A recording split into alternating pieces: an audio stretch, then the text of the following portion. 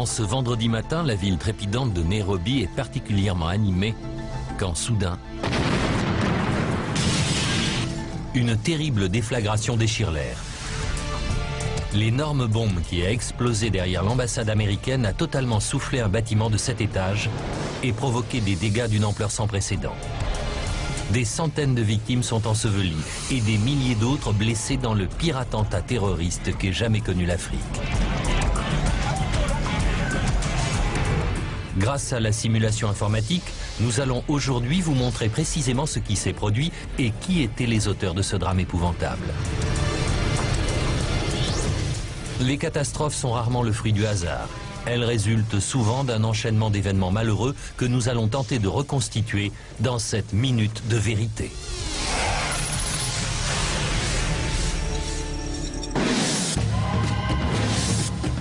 Afrique, Kenya, Nairobi, cœur palpitant de l'Afrique de l'Est. L'une des principales métropoles de la région. C'est ici qu'Orient et Occident se rencontrent. Ici que 2 millions de personnes venues de toute l'Afrique côtoient le reste du monde. En 1998, Prudence Bushnell est ambassadrice des États-Unis au Kenya. Elle connaît bien les problèmes locaux. Musulmans, chrétiens, hindouistes, juifs. C'est un gigantesque patchwork de communautés. Son ambassade se situe ici, en plein centre de Nairobi. Comme toutes les représentations américaines, c'est un véritable bunker, avec des murs en béton armé. Elle compte 5 étages, plus un parking en sous-sol. Capable de résister au séisme, c'est la plus importante ambassade américaine de la région. Tout à côté se trouve un immeuble de bureaux de 7 étages, qui n'a absolument rien à voir avec elle. L'Ufundi Building, fréquenté chaque jour par 400 Kenyans. Enfin, dominant l'ensemble du haut de ses 21 étages, la tour de la Cooperative Bank se dresse tel un phare dans la ville. 7 août 1998. À 7h15 du matin, George Mimba dit au revoir à Nancy, son épouse. Responsable du service informatique de l'ambassade, il va prendre l'avion pour assister à une conférence quelque part en Afrique. J'ai hâte d'y assister. C'est l'occasion de rencontrer nos homologues, de mettre en commun nos idées et nos problèmes, de découvrir des têtes nouvelles. Le couple espère fonder bientôt une famille. George imagine déjà le sourire de Nancy devant le cadeau qu'il lui rapportera de voyage. Elle sait qu'il y aura forcément une surprise. Elle ne m'a rien demandé, mais c'est la moindre des choses de lui en ramener une. Avant de décoller, il doit faire un crochet par l'ambassade pour terminer des emails de dernière minute.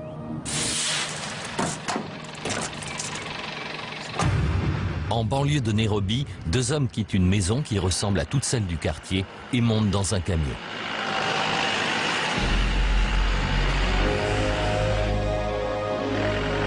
Leur destination, l'ambassade des États-Unis.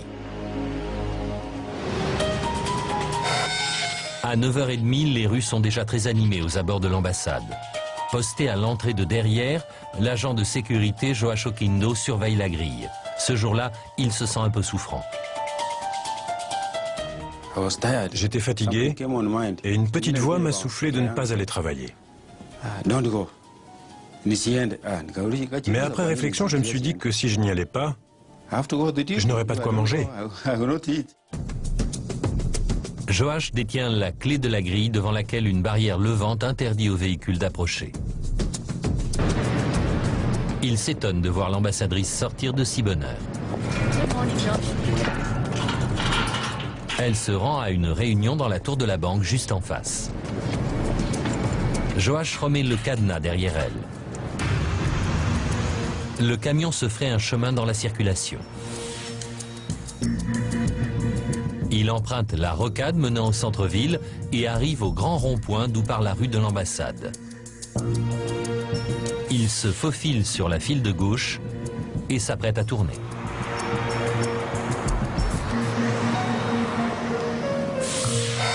À À 10h-5, dans l'Ufundi Building qui jouxte l'ambassade, Sami Nyana, marchand de ferraille, se dirige vers son bureau au premier étage. Il exerce plusieurs métiers pour faire vivre sa femme et leurs 3 enfants. Il ne remarque même pas Rose, la préposée au thé, bien trop absorbé qu'il est par l'important rendez-vous de ce matin.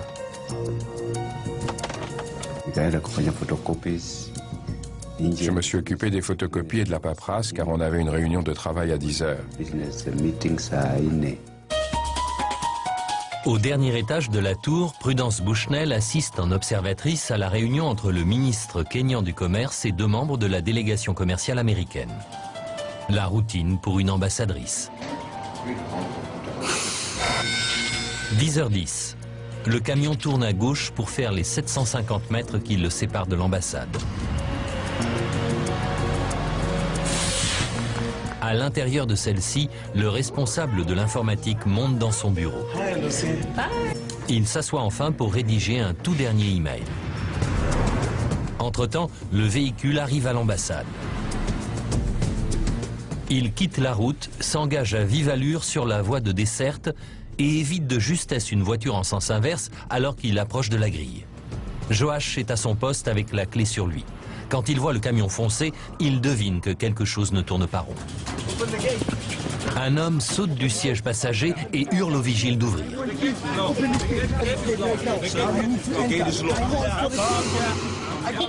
Joash cherche à gagner du temps. Il prétend ne pas détenir la clé et devoir contacter quelqu'un pour la récupérer.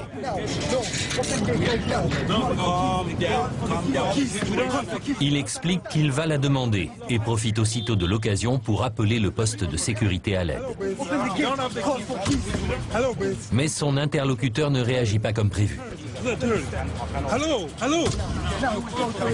Croyant à une plaisanterie, il lui conseille de ne pas monopoliser la fréquence. Les 2 vigiles ne peuvent compter que sur eux-mêmes. Le passager du camion rejoint le conducteur pour s'entretenir avec lui. Les 2 hommes ne réalisent pas que Joash entend leur conversation. Il a dit au chauffeur, le mec n'a pas les clés, parle-lui calmement, et s'il refuse, serre-toi de ton arme. Joash comprend alors que l'ambassade est victime d'une attaque terroriste. 10h39, la situation est explosive à l'entrée de l'ambassade américaine de Nairobi. Le vigile Joash Okindo sait maintenant que les 2 hommes auxquels il refuse l'accès ont l'intention de le tuer. Le chauffeur sort une arme et son complice lance une grenade. George croit à une secousse sismique.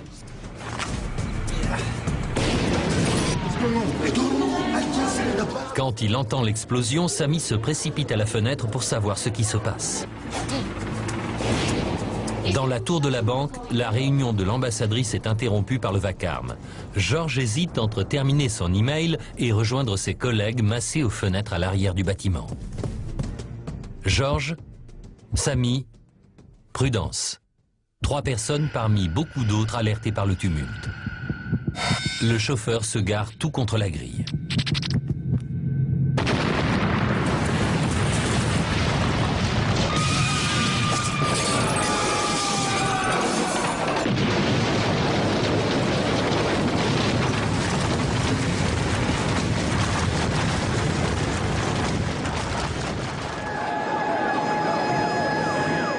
Quand les secours arrivent, ils sont confrontés à l'horreur absolue.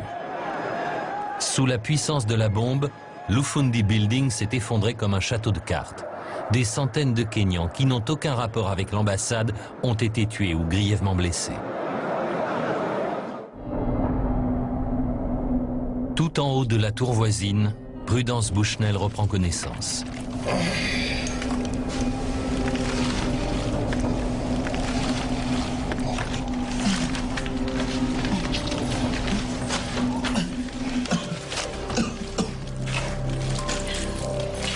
Elle aide un collaborateur blessé à sortir de la pièce et commence une longue descente.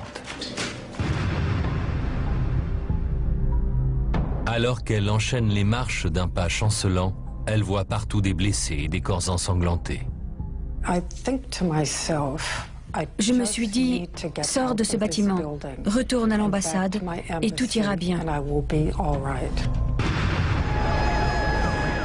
Mais une fois dehors, elle réalise que tout n'ira pas bien.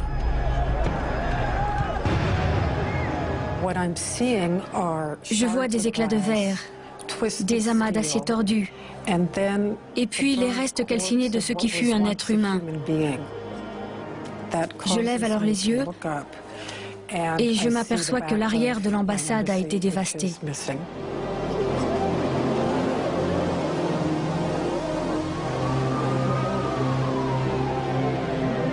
À ses côtés, la foule retourne désespérément des tonnes de gravats pour tenter de sauver les victimes prises au piège lors de l'effondrement.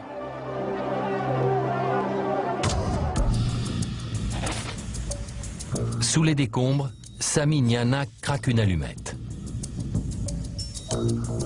Il est coincé dans une poche d'air d'1 mètre carré. Il comprend que le bâtiment s'est écroulé et qu'il gît sous des centaines de tonnes de décombres. Il a les 2 jambes cassées, mais il aurait été totalement écrasé sans la présence de la cage d'escalier. Ça se précipitait dans ma tête. Échappe, comment je vais faire avec mes jambes cassées? Et mes enfants?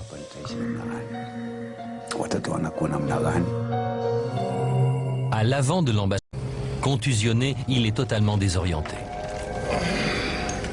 Tu ne sais pas où tu es, ni ce qui est arrivé. Tu es comme un automate.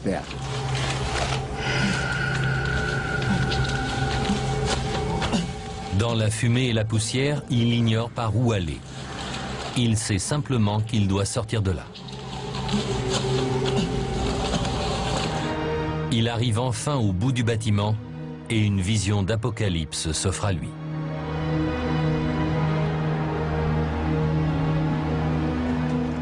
Du haut du premier étage, il découvre le chaos ambiant. C'était la fin du monde, ou alors la ville avait été bombardée. Contusionné, désorienté et persuadé que l'ambassade ne va pas tarder à s'effondrer, George se dit qu'il n'a plus qu'une seule solution. Fermant les yeux, il se jette dans le vide.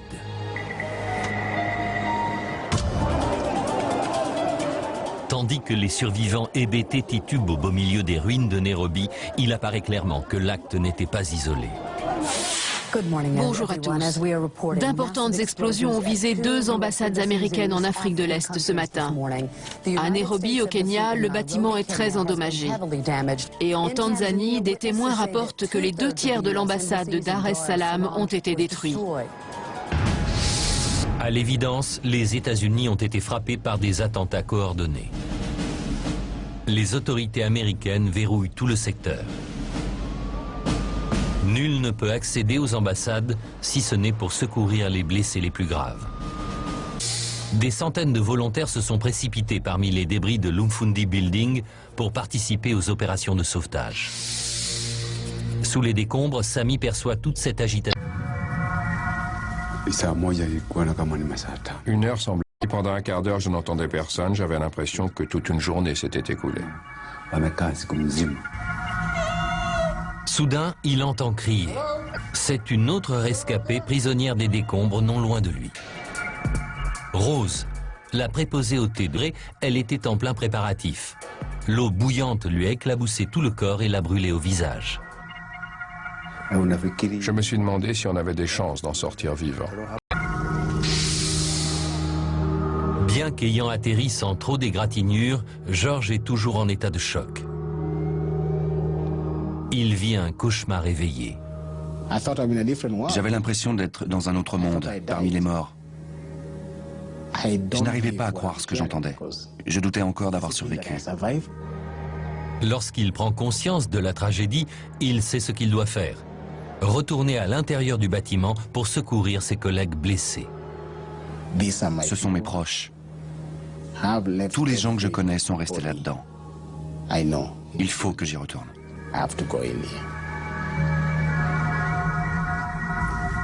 Il parvient à regagner son bureau dévasté. Il y a quelqu'un? Vous m'entendez? Des corps gisent dans toute la pièce. Personne n'a pu survivre à une telle catastrophe. Il y a quelqu'un? Découragé, George s'apprête à repartir. George! Quand brusquement, George!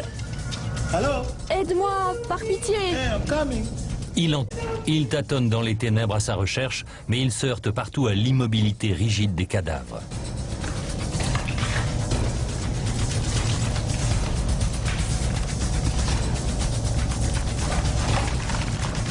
L'un des corps bouge enfin. À demi asphyxié par la fumée, George sort la malheureuse. Il aperçoit que c'est un homme et non pas la femme qui lui a demandé de l'aide. Il est trop tard pour faire demi-tour. L'escalier vient juste de s'effondrer. Son acte héroïque. À ce jour, George ignore encore. Cet épisode n'en finit pas de le hanter, surtout à la date anniversaire de l'attentat. Le moment que je redoute entre tous, c'est quand on approche du 7 août. J'entends clairement cette femme. Elle m'a appelé par mon nom. Pourquoi ai-je dû la laisser mourir? Je ne me le pardonnerai jamais. 8 août, 10h39. 24 heures après le drame, des centaines de sauveteurs fouillent toujours parmi les tonnes de décombres pour tenter d'en extraire des survivants. Les appels à l'aide de Sami ont été localisés et une équipe de secours se ferait un passage jusqu'à lui. Mais le temps est compté. Cela fait plus d'une journée que Sami et Rose sont bloqués sous terre. Et Rose commence à s'affaiblir.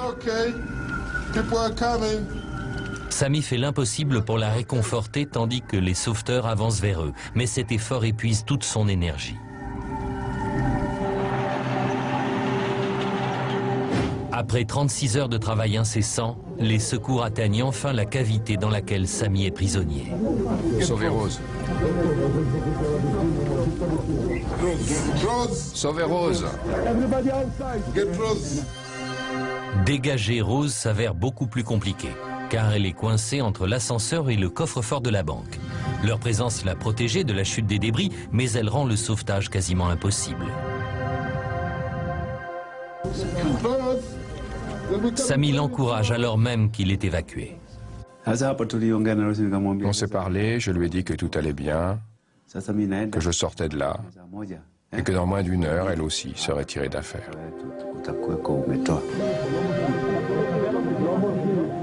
Placé sur une civière, Sami est emmené d'urgence à l'hôpital. Mais Rose est toujours prisonnière de l'édifice. La sachant vivante, Laurence, son mari, reste sur les lieux du drame à veiller en solitaire. Elle est en vie, ils essaient de la dégager. Alors j'attends ici pour la voir sortir. Il faudra encore 3 jours aux sauveteurs pour arriver enfin jusqu'à Rose. Ils s'apercevront alors qu'elle a succombé à ses blessures. Ce dénouement tragique trouve un écho dans le cœur de chacun et la nation tout entière pleure Rose. L'explosion de l'ambassade de Nairobi constitue l'acte de terrorisme le plus meurtrier qu'ait jamais connu l'Afrique. Mais par qui a-t-elle été organisée? Pourquoi a-t-elle fait autant de morts? Et surtout, ses auteurs vont-ils recommencer? En retraçant le fil des événements et en analysant en détail l'enquête qui a été faite, nous allons vous révéler ce qui s'est vraiment passé. L'agent spécial Don Satkleben supervise l'équipe de police scientifique envoyée pour prêter main forte aux hommes du FBI sur le terrain. Il a enquêté sur des attentats majeurs comme ceux d'Oklahoma City et du World Trade Center en 1993. Ce matin-là, quand j'ai appris aux infos ce qui s'était passé à Nairobi et à Dar es Salaam, j'ai su immédiatement qui allait partir en Afrique le jour même. Don et son équipe de Washington DC ont beau mettre 2 avions, c'est toujours la même effervescence qui est... Partout, des sauveteurs dégageaient encore des gens des gravats. Je savais que je devais éviter d'être dans leurs pattes. Il lui faut attendre d'avoir le champ libre pour commencer à rassembler des indices. Une attente certes frustrante, mais Don sait d'expérience qu'elle lui permet de se forger une vision globale de la situation. C'est un peu comme une mosaïque. De près, on ne voit qu'une masse de pièces de couture une image. Vu d'avion, il est clair que seule une énorme bombe a pu causer des dégâts aussi considérables. Pour Don, c'est déjà une indication. Il n'y a qu'un moyen possible de transporter autant d'explosifs. Un gros véhicule, un camion. Une telle bombe laisse quantité de traces révélatrices sur les lieux du crime, des traces qui peuvent mener directement au meurtrier. L'équipe doit d'abord effectuer sans tarder des prélèvements sur le site afin de permettre aux enquêteurs de déterminer. Si c'est du TNT, ça oriente l'enquête dans une certaine direction. À l'inverse, une bombe artisanale fabriquée avec de l'engrais ouvre de toute autre perspective. À la seule vue des dégâts, Don penche pour un explosif puissant. Il a beau partager cette intuition avec ses collaborateurs du FBI, de longues heures de recherche seront nécessaires pour confirmer cette première impression. Déterrentiel, car un attentat suicide livre des indices aussi macabres que précieux. À ce moment précis, j'ignore encore s'il s'agit d'un attentat suicide. C'est du kamikaze. L'ADN du kamikaze permettrait de... Les fragments du corps peuvent être analysés et recoupés avec des informations qu'on possède déjà sur cet individu ou les siens. Mais cela aussi prendra du temps. En attendant, les enquêteurs entreprennent de reconstituer ce qui s'est passé. Une tâche infiniment ardue. Ils commencent, entre autres, par interroger les témoins. Ils apprennent vite que des coups de feu et de petites explosions ont été entendus avant la déflagration principale. C'est alors qu'un témoignage capital vient confirmer les pires craintes du FBI. Le témoin a été vu en train de s'enfuir du camion juste avant la déflagration. Un poseur de bombes est dans la nature et la course est lancée pour le retrouver avant qu'il ne récidive. Les agents du FBI traquent les indices qui les mettront sur la piste d'un terroriste en cavale dans Nairobi. Don Sackleben supervise l'équipe scientifique du bureau fédéral. Il sait qu'il doit apporter rapidement des réponses, notamment découvrir le type et la provenance du camion utilisé. Deux informations essentielles pour remonter la piste de ceux qui ont préparé l'attentat.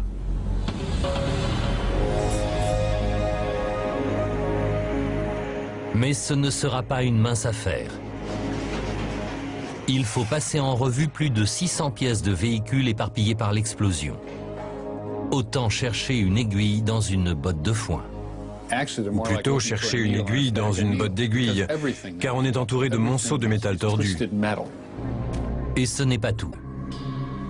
Ma première réaction a été « Mais comment retrouver la trace de coup de feu après une explosion pareille? C'est ridicule. » Il décide alors de rassembler les débris dans un endroit où son équipe et lui pourront les passer. Le bulldozer les transporte jusqu'à la gare voisine. Le seul problème, c'est qu'ils se font maintenant piétiner par les voyageurs pressés de se rendre au travail. Mon équipe était un peu effrayée par l'ampleur de la tâche et par la logistique nécessaire à sa réalisation. Mais en vrais professionnels, ils entrent au camion. Une quête apparemment impossible, mais l'équipe de Don compte elle aussi quelques explosions à son actif. Pour étudier les incidences d'une forte explosion sur un véhicule. Ces fragments que j'ai récupérés après essai nous permettent véritablement de comparer la façon dont le véhicule et les objets qui l'entourent ont été endommagés. Don sait que les parties métalliques d'une voiture réagissent différemment selon la distance de la bombe. Ces fragments se trouvaient à une quinzaine de mètres de l'explosion. La déformation est révélatrice. Ici, le souffle provenait d'une seule direction. À l'inverse, ce fragment s'est replié sur lui-même car le souffle l'a totalement enveloppé. Don et son équipe sont ainsi capables de distinguer ou des véhicules avoisinants. Ils repèrent ainsi rapidement des éléments qui proviennent. Parallèlement, pas moins de 3 témoins oculaires identifient le véhicule aperçu près de la grille. Il s'agit d'un Canter. J'ai bien sûr demandé ce qu'était un Canter. Réponse, un camion Mitsubishi. Ce modèle est très répandu au Kenya. Or, les éléments du camion suicide retrouvés par le FBI ne correspondent pas à un Canter. Don est totalement perplexe. Me serais-je trompé d'éléments? Pourtant, techniquement parlant, ils appartiennent bel et bien au camion suicide. Les pièces matérielles contredisent tous les témoignages. Le FBI doit-il revoir ses méthodes de travail? Pourtant, Don est réconforté par une bonne nouvelle. Ses collaborateurs ont miraculeusement retrouvé une partie de pistolet dans les décombres. Les vigiles n'étant pas armés, elle provient forcément de celui du kamikaze. Si le FBI parvient à remonter jusqu'au propriétaire de cette glissière, il sera bel et bien sur la piste des terroristes. Il tient peut-être enfin la clé qu'il cherchait, à condition d'avoir un numéro d'identification. La glissière ne portait hélas aucun numéro. La déception est énorme. Sans marquage, Don ne peut retrouver les propriétaires de l'arme et dès lors, celle-ci ne lui sert strictement à rien. Et le sort semble s'acharner contre lui. Après le pénible revers du camion et du pistolet, Don doit aussi renoncer à prélever l'ADN du kamikaze. Compte tenu de la quantité importante de restes humains, on n'avait malheureusement aucun moyen de distinguer ceux qui appartenaient au kamikaze. L'enquête de la police scientifique piétine. Elle mène pour l'instant à un terroriste en cavale, une arme muette et un camion sur lequel personne n'arrive à mettre un nom. Pour Don, cette dernière énigme porte un rude coup à son amour-propre. Il ne comprend pas pourquoi il ne trouve aucune trace du Canter dont tous les témoins font état. En désespoir de cause, il appelle à la rescousse un concessionnaire de voitures kényan pour identifier les fameuses pièces. Celui-ci confirme ses pires craintes. Les restes du camion suicide ne correspondent pas du tout à un modèle Mitsubishi. Don n'est toujours pas plus avancé. Mais une phrase en apparence anodine va lui apporter la solution. À Nairobi, tout le monde appelle ce genre de camion un Canter. C'est une expression consacrée.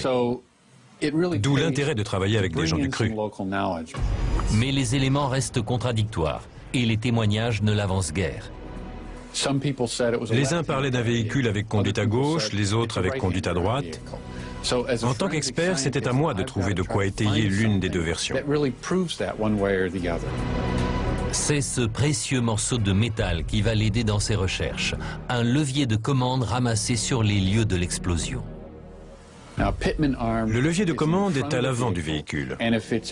Pour la conduite à droite, il est monté dans un sens, et pour la conduite à gauche, dans l'autre.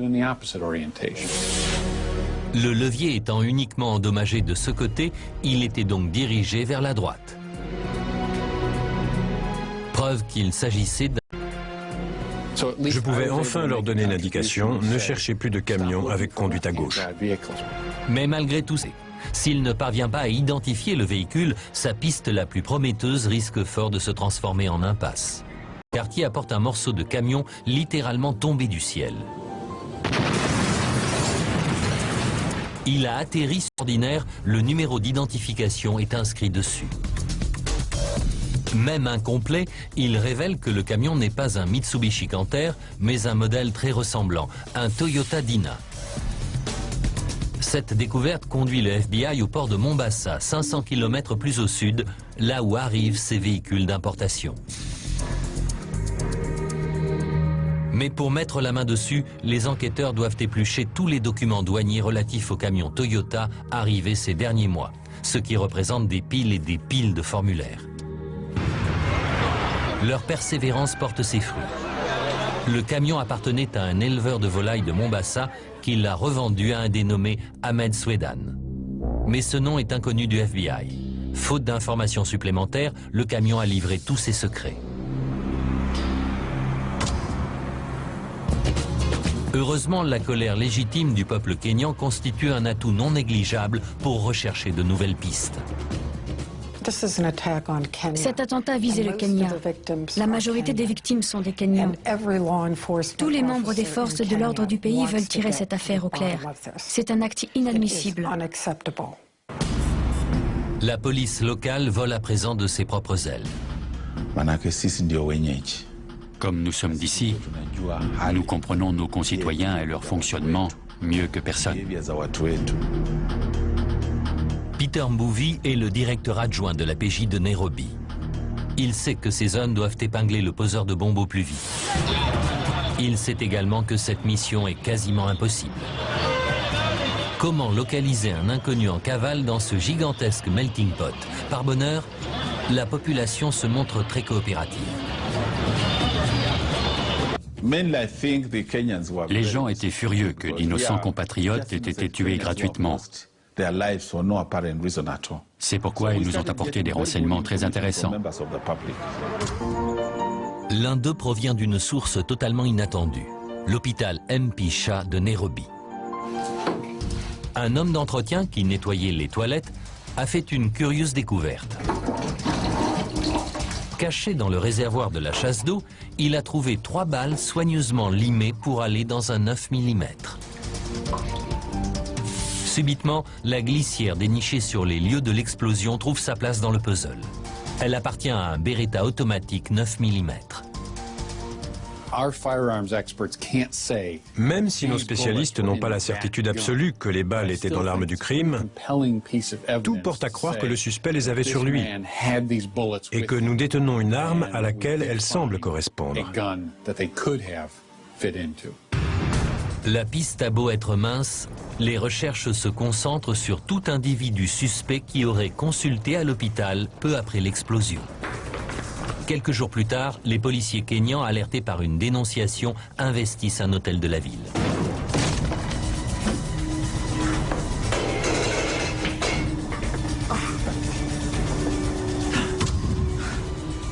Lors de l'arrestation, ils mettent la main sur une salée, a été soigné à l'hôpital où les balles.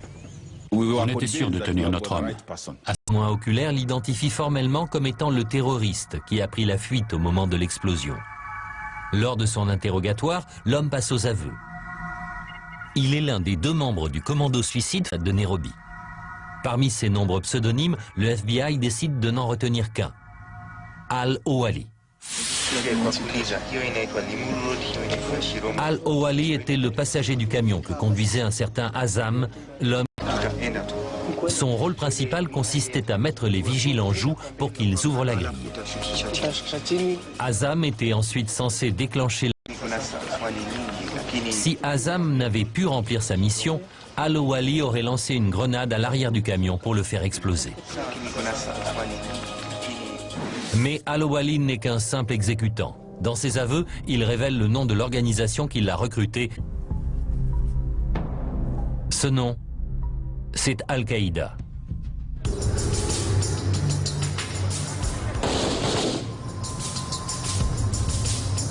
En 1998, Al-Qaïda est un réseau au rôle très ambigu dont le dirigeant Oussama Ben Laden n'a pas encore été déclaré ennemi public numéro 1.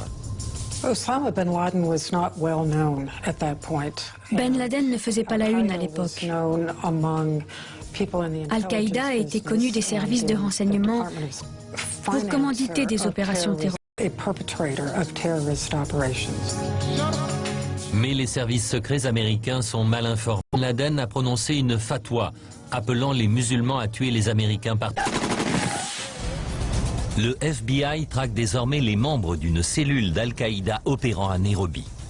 Il a beau débusquer les cerveaux, ceux qui ont orchestré cet acte odieux. C'est une nouvelle information qui va mener les enquêteurs dans un endroit totalement inattendu. Un luxueux lotissement de la banlieue résidentielle de Nairobi, le Runda Estates.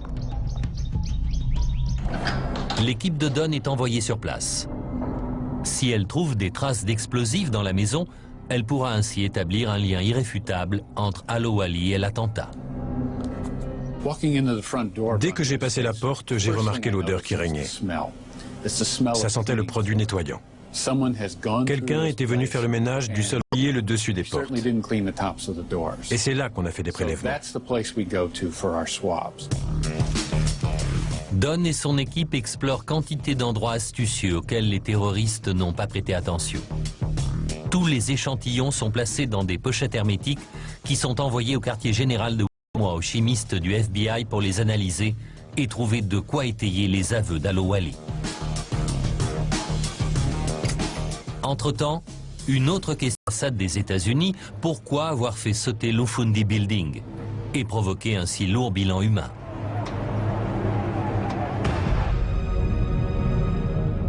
L'Ufundi Building, qui jouxtait l'ambassade, n'avait aucun rapport avec elle.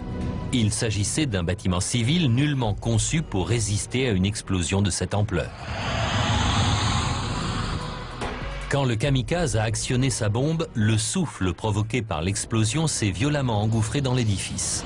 Les murs intérieurs se sont écroulés comme des dominos et la structure a été littéralement pulvérisée. Contrairement à son voisin, l'ambassade a résisté et sa structure est restée intacte. Néanmoins, l'onde de choc a fait voler les vitres en éclats et s'est propagée à l'arrière du bâtiment, semant la destruction sur son passage. Or, cela n'aurait jamais dû arriver. Conformément à la réglementation du ministère des Affaires étrangères, les ambassades doivent être entourées d'une zone tampon de 30 mètres pour limiter les incidences d'une bombe éventuelle. Les essais ont en effet prouvé que la force de l'explosion diminue quand la distance bombe-cible augmente.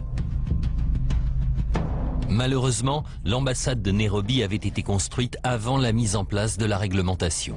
Si la distance recommandée avait été respectée, les dégâts intérieurs auraient été moindres.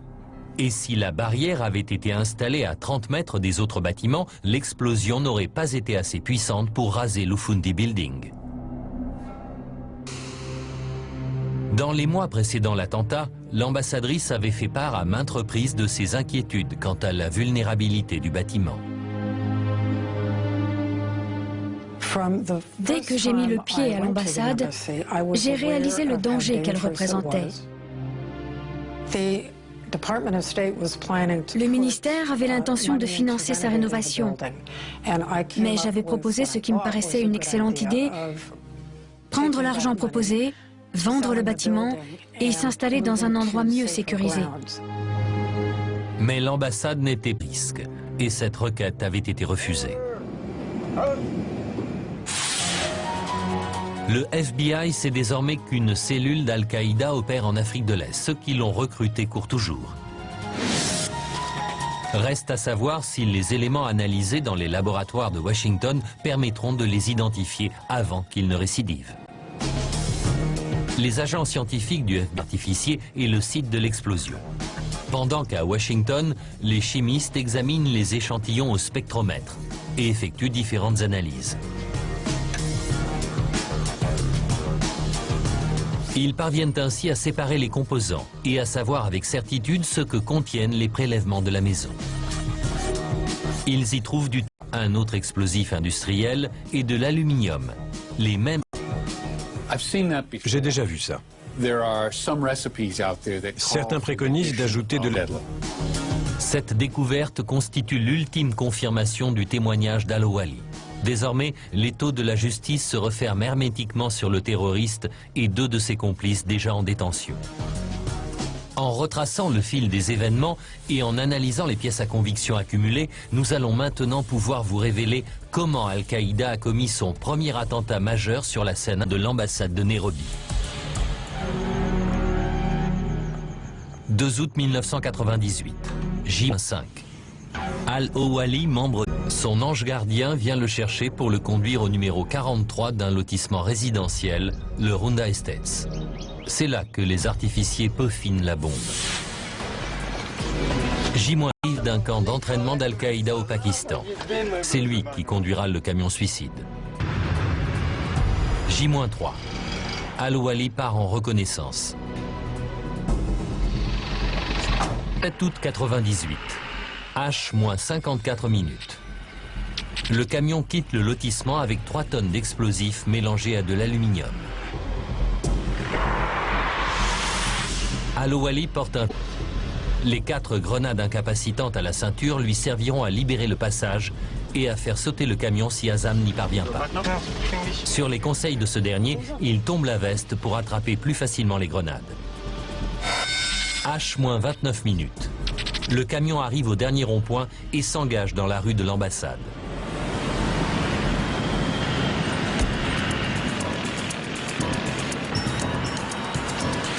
Il pénètre dans l'enceinte et s'arrête dans un crissement de pneus devant la barrière levante.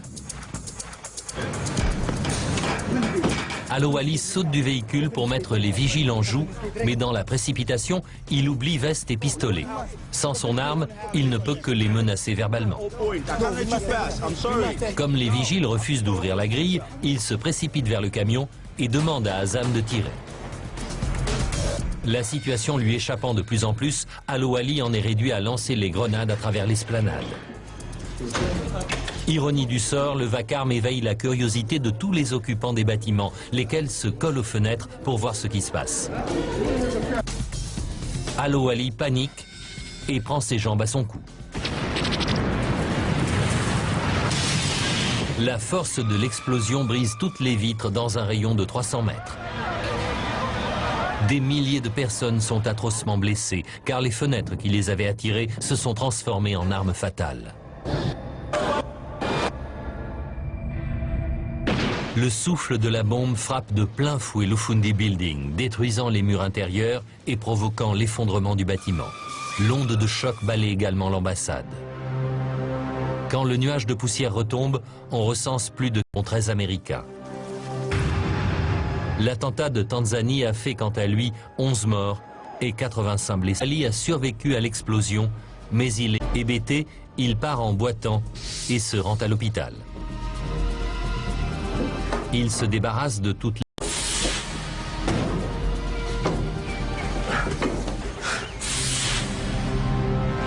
Jugé aux États-Unis, Al-Owali et 3 de ses complices sont reconnus coupables. George Mimba, témoin au procès, est surtout bouleversé par leur absence totale de remords. Quelque chose ne tourne pas rond. Et c'est la partie cachée de l'iceberg. Si seulement on pouvait prendre le problème à la racine et comprendre ce qui ne va pas. Aux yeux de Prudence Bushnell, ces attentats sont d'autant plus tragiques qu'ils n'ont pas été pris au sérieux. Cela ne nous a rien enseigné sur le mode opératoire d'Al-Qaïda, ni sur l'intensité de leur haine à notre égard, ni sur le fait qu'ils étaient prêts à toutes les extrémités pour tuer des Américains.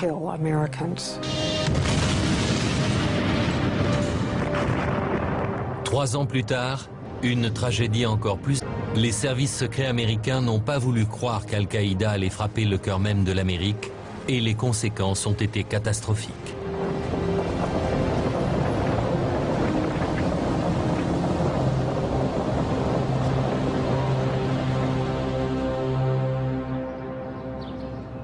Yal a été érigé dans les jardins de la nouvelle ambassade des États-Unis construite en banlieue de Nairobi. Des leçons ont été tirées des événements de 98. Tous les nouveaux édifices respectent scrupuleusement les normes de sécurité du ministère des Affaires étrangères. Un parc du souvenir a été aménagé sur les lieux du drame. Il nous rappelle que des gens qui ne font de mal à personne et qui se montrent admirables face au terrorisme aveugle. Des gens qui seront hantés à jamais par cette minute de vérité. Mercredi prochain à 20h40, vous avez rendez-vous pour découvrir la minute de vérité.